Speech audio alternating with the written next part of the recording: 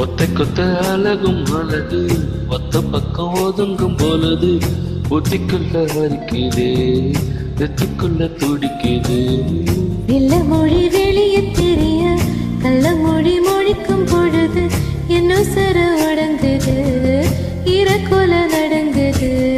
சின்ன சின்ன பொய்யும் பேசுற ஜில்லுதன சோடு ஏத்துற